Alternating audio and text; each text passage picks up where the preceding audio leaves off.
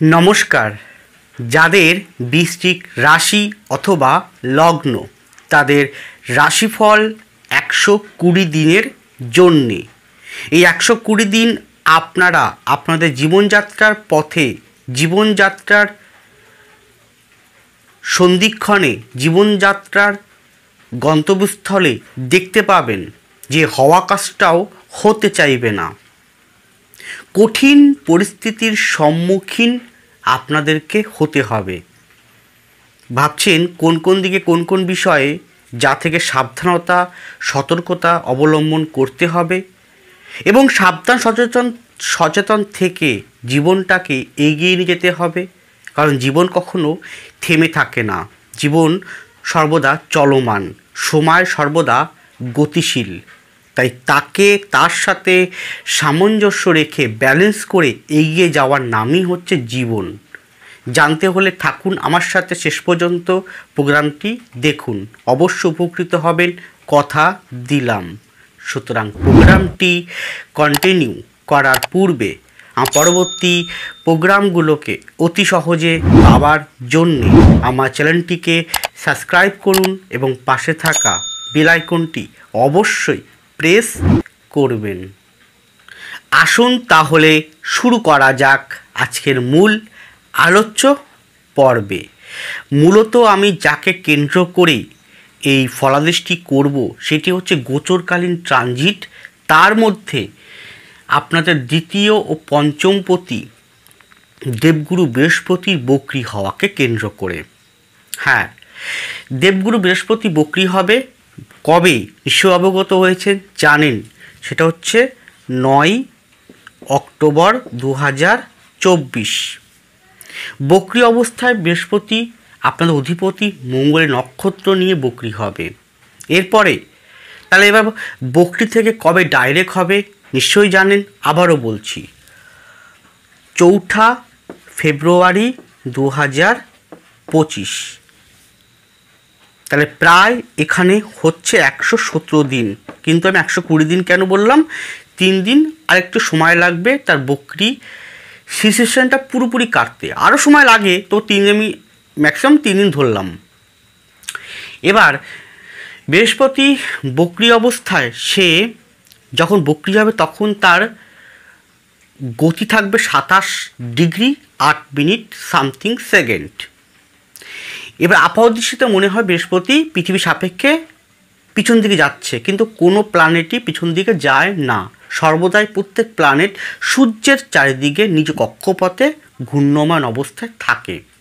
তো বৃহস্পতি বক্রী হবে এর পরে চন্দ্রের নক্ষত্রে নেমে আসবে, অর্থাৎ রোহিণী নক্ষত্রে, আপনাদের নবমপতির নক্ষত্রে। কবে? সেটা হচ্ছে 28 নভেম্বর 2024।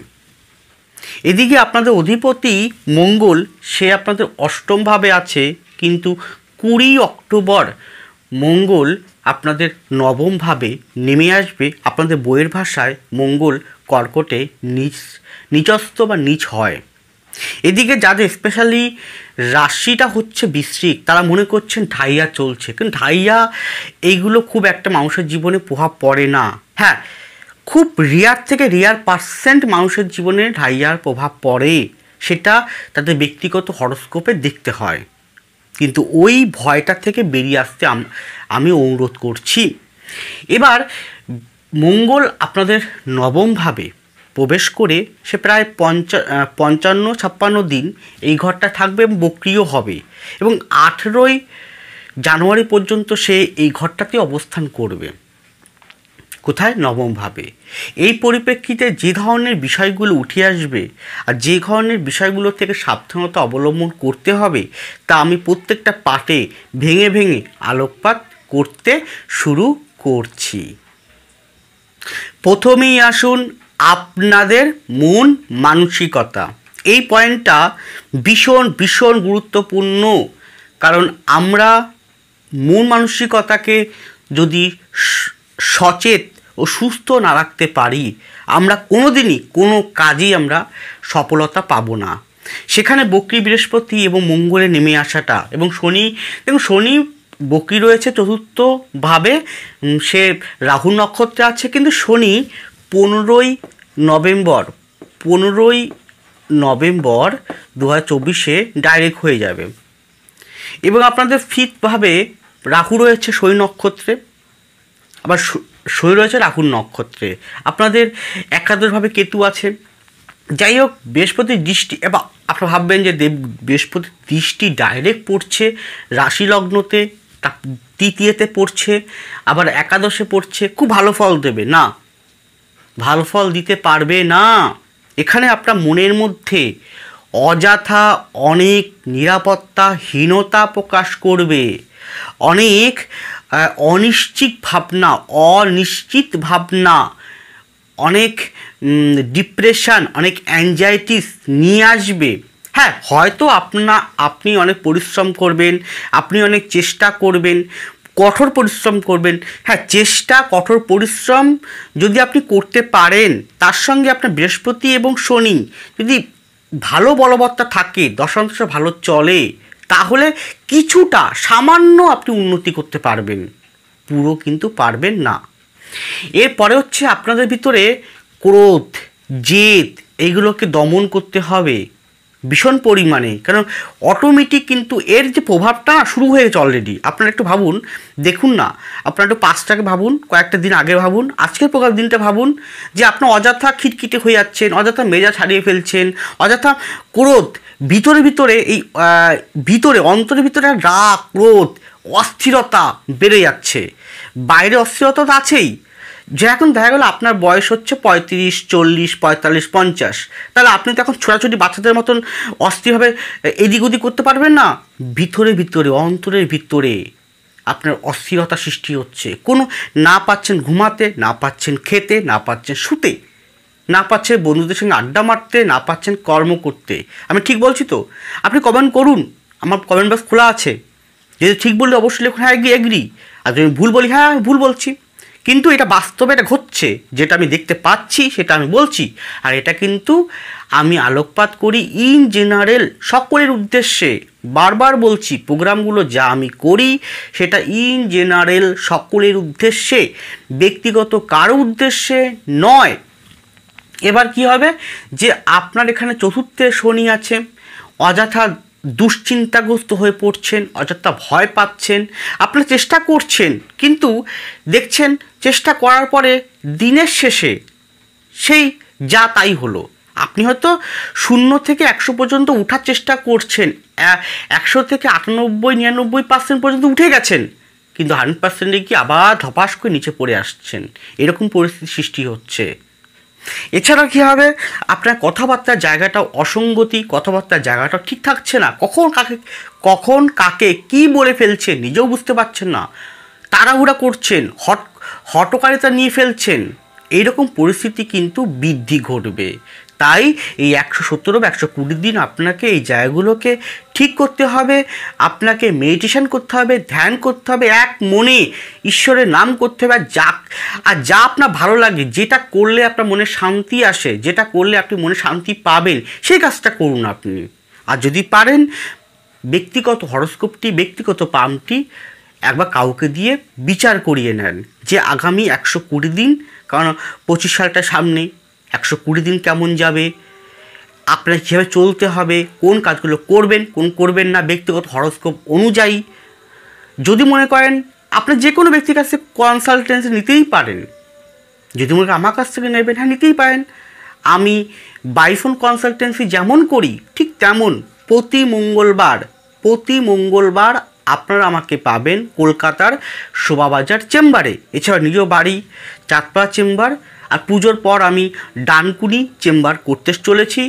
সুতরাং আপনারা অফলাইনেও আমার সাথে কনসালটেন্সি নিতে পারেন, বা আপনারা আমার সাথে বাই ফোনও কনসালটেন্সি নিতে পারেন, সেটা আপনাদের উপর সিদ্ধান্ত। কিন্তু আমি আপনাকে বলবো, কনসালটেন্সি নিন বা না নিন, শান্ত থাকার চেষ্টা করুন।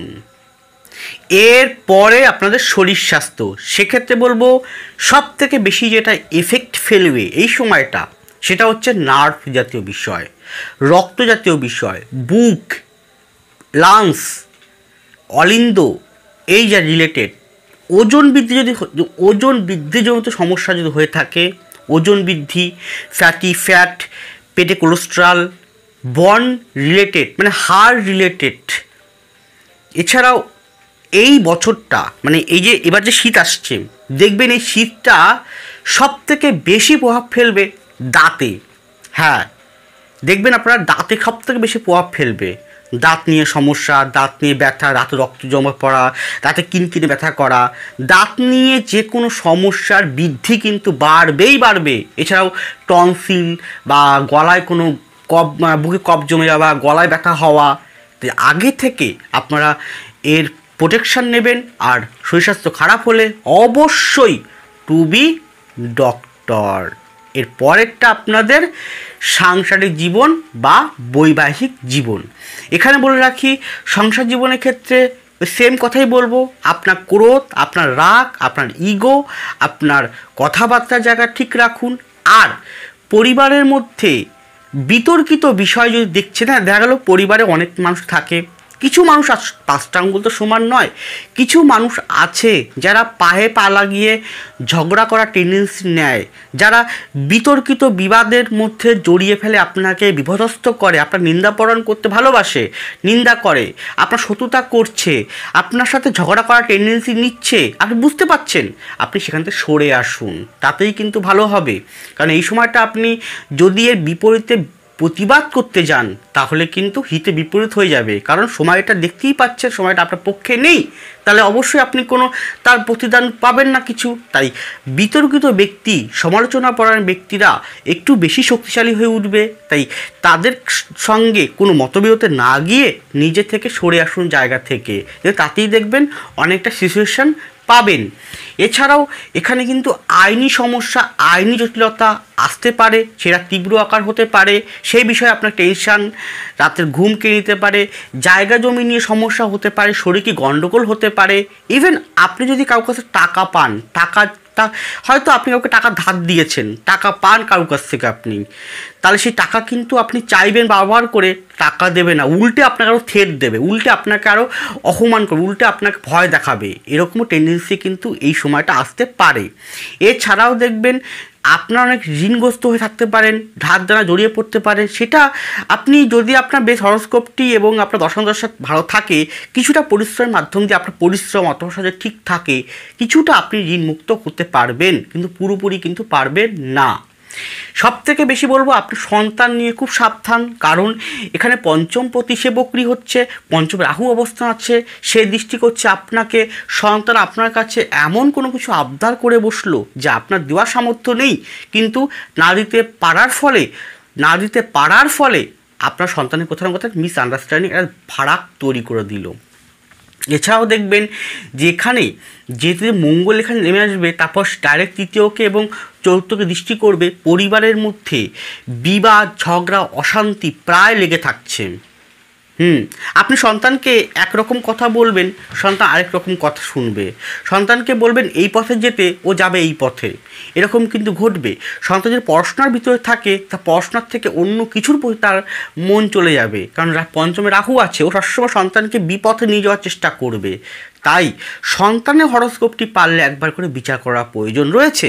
সন্তান হরস্কোপটি কীরকম রয়েছে, যদি সে পড়াশোনার স্টেজে থাকে, পড়াশোনার মধ্যে থাকে, তাহলে পড়াশোনার জায়গাটা কেমন, আগামী দিনে কি হবে, কি করবে, কোন সাবজেক্ট নিয়ে পড়াশোনা করবে, প্রতিষ্ঠানটি কেমন যাবে, এইগুলো বিচার করা প্রয়োজন কিন্তু অবশ্যই রয়েছে। গেল এরপরে কি হতে পারে, সন্তানে কোনো আইনি সমস্যা আসতে পারে, সে আইনি সমস্যা আপনাকে মেটাতে হতে পারে। সন্তান কোথাও টাকা পয়সা সংক্রান্ত বিষয়ে ফেসে যেতে পারে, সেটাকে আপনাকেই মুক্ত করতে, উপযাজক হয়ে সেই জায়গাটাকে মুক্ত করতে পারেন। এছাড়াও দেখবেন এখানে আপনার উল্টো দিকে যে মানুষটা, তিনি স্ত্রী হতে পারেন, তিনি স্বামীও হতে পারেন, তার শরীর স্বাস্থ্যের প্রতিও কিন্তু ওয়াকিবল থাকতে হবে। আপনার মায়ের জায়গায় যদি মা যদি একটু বয়স বেশি হয়, তার শরীর স্বাস্থ্যের প্রতি কিন্তু অত্যন্ত সাবধান থাকবেন। কারণ আপনার ফোর্থে শনি আছে, মঙ্গলের দৃষ্টি পড়বে, তো মায়ের জায়গাটা কিন্তু ভীষণভাবে সাবধান থাকবেন। মায়ের মন মানসিকতাও হতে পারে, মায়ের শরীরস্বাস্থ্য হতে পারে, মায়ের অন্য কোনো কারণও হতে পারে। ইভেন মার যদি বিবাহিত জীবনযাপন, আপনার মা বাবা আছে, তা সেই ক্ষেত্রে তাদের মধ্যে কোনো না কোনো সমস্যা এই সময় সমস্যা হতে পারে। গেল জায়গা জমি নিয়ে, এই সময় আমি বলবো যে জায়গা জমি সংক্রান্ত কোনো যদি ওল্ড এজ প্ল্যানিং থাকবে, ওল্ড এজ প্ল্যানিং, ভবিষ্যতে কী করবেন তার প্ল্যানিং আপনি নিতে পারেন, সেটা শুভ রয়েছে। ভবিষ্যতে আপনি জমি কিনবেন, একটা গাড়ি কিনবেন, আপনি এই সঞ্চয় করবেন, এখানে মিউচুয়াল ফান্ড করবেন, এসপি করবেন, যেটা হোক না কেন সেটা, সেই প্ল্যানিং কিন্তু ঠিক আছে, সে প্ল্যানিং করুন এবং আস্তে আস্তে ধীরে ধীরে ধীরে মানে ধীর পদক্ষেপ নিয়ে সে জায়গাটা এগুন।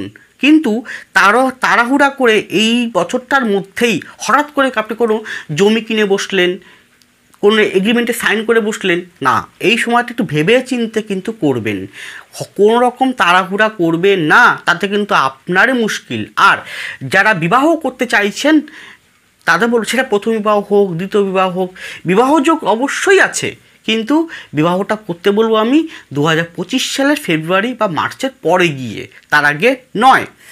এর পরে হচ্ছে এখানে আপনাকে বাড়ি থেকে দূরে কোথাও যেতে হতে পারে, কর্মসূত্রে হোক, ভ্রমণ করার যোগ, তীর্থ ভ্রমণ কিন্তু এই বছরটায় রয়েছে।